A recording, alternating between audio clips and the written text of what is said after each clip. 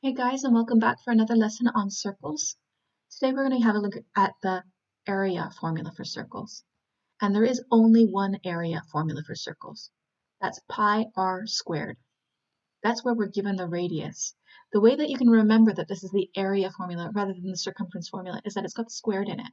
Area squarea, remember? Whenever we work out the area of a shape, we're working out a two-dimensional measure, so it's measured in two-dimensional units, like centimeters squared or meters squared or kilometers squared. It's always squared, so our formula pi r squared reminds us of that. Now, if you're given the diameter of a circle, there is no formula for the area of a circle that uses the diameter. What you're going to have to do is just divide that diameter by 2 first and then get the radius so that you can use this formula. Here is a really interesting animation that explains where that area of a circle comes from.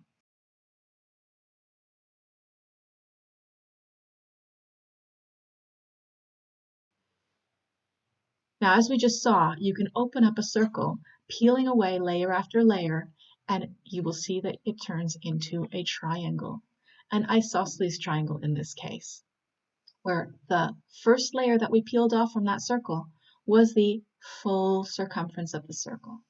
And once you've pulled off that full circumference of the circle, each layer after that gets shorter and shorter until you reach up to the very center of the original circle, where you have a layer that has a length of 0. So that makes that one little point there at the top of the circle. Now remember what the formula for the area of a triangle is?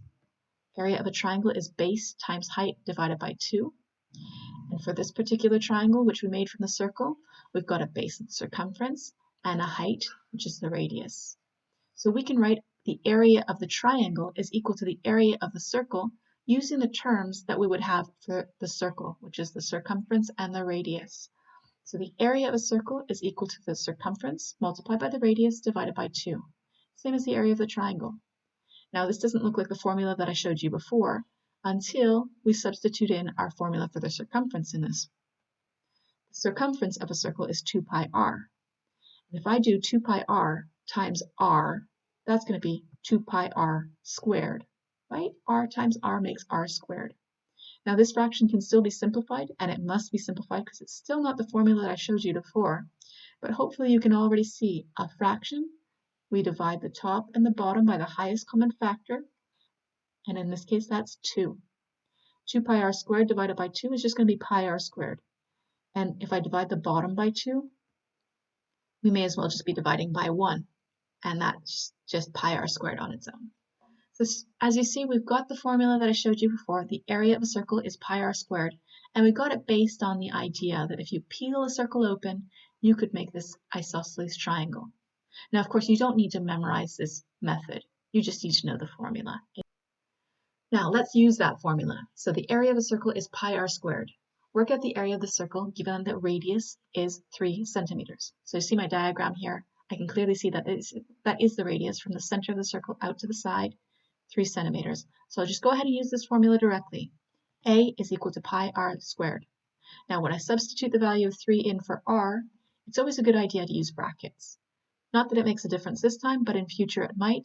And I want to be really clear that I'm only squaring with 3. I am not doing pi times 3 and then squaring that answer. So I'm doing pi times 3 squared, which will be 9 times pi. I've just put the number in front of the pi, because generally in algebra, we put the number before the variable. Of course, pi is not a variable, but 9 pi is the exact answer. As soon as I substitute pi's value into this equation, I end up with a long irrational number. That is a non-terminating decimal with no pattern in its digits. Right, as you can see, this decimal value goes on forever, so I will need to round it. It's 28.2 with a 7 after it, so 3 significant figures that will round up 28.3. And my units of measure are centimeters squared, as we mentioned before, and area is measured in squared units because we're looking at a two-dimensional shape that fills the center of the circle. Right, but we've got centimeters just like the given radius, it's just that it's centimeters squared. Here's another example. This time we're given a diameter, so watch out for that. Do not put the diameter in the place of the radius. Our first step should be to divide the diameter by 2 to figure out what the radius is. So the radius is 12 divided by 2, that's 6 meters. Okay, now that we've got the radius, we can work out the area. Area is pi r squared. Once again, I'm going to replace the r with the 6. So that's going to be pi times 6 squared. 6 squared is 36, and I like to put my numbers in front of my variables, so that's 36 pi. Now this is my exact answer, but we're going to need to work out what 36 times pi is, and then we're going to need to round that answer. Here's 36 times pi. 113.09, blah, blah, blah, blah, blah. I don't want to name all those digits. It's way too long. So look at the most significant figures. That's the digits and the highest place value. And the 3 significant figures I'm going to give is 1, 1. 3 has a 0 after it. It's not going to change. 113. Units of measure, the same as the given information. It was given in meters, but this is an area, a 2-dimensional measure, so it's meters squared. Okay, here's some practice for you guys then.